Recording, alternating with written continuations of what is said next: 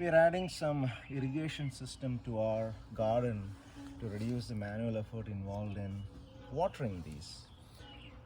So today what I'm going to do is, we have already laid these half-inch feeder tubes, and now what I'm going to do is I'm going to attach a quarter-inch tubing to that to actually deliver the water to the plants.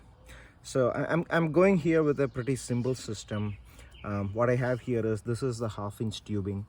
What I have here is, I have this pretty nifty gadget or device or whatever, right? Tool to make a hole, right, on the half-inch tube. And once that's done, I have this barbed connector which goes into the hole that we just made, and the other end of the barbed connector is connected to this quarter-inch tubing and connect to this irrigation delivering system at the end. So I'm gonna do one now. So I'm gonna take this tool and I'm gonna make it's actually a punching tool. I'm gonna punch a hole here.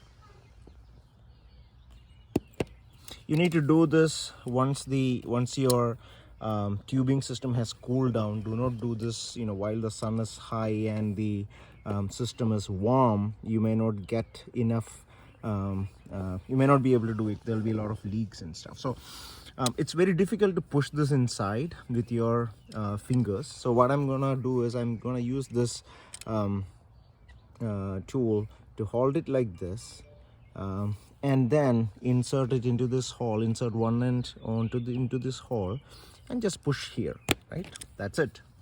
So this is now snugly in place. And now I'm gonna take this quarter-inch tubing, just what is necessary. I'm gonna probably put it over here. So I'm gonna measure that much. We want to reduce wastage, right? So cut that much, and I'm gonna insert this into this side.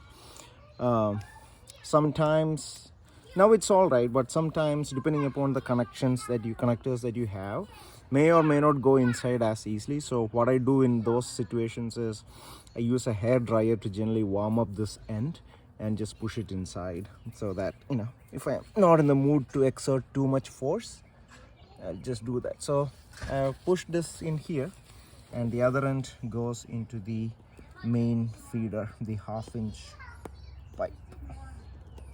That's pretty much it. Right now I'm gonna go and switch on the water. I can show this over there.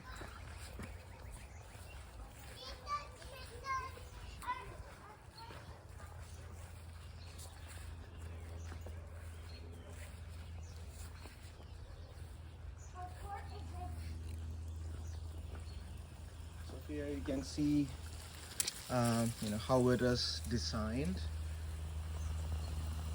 Irrigation systems, although they may sound simple enough,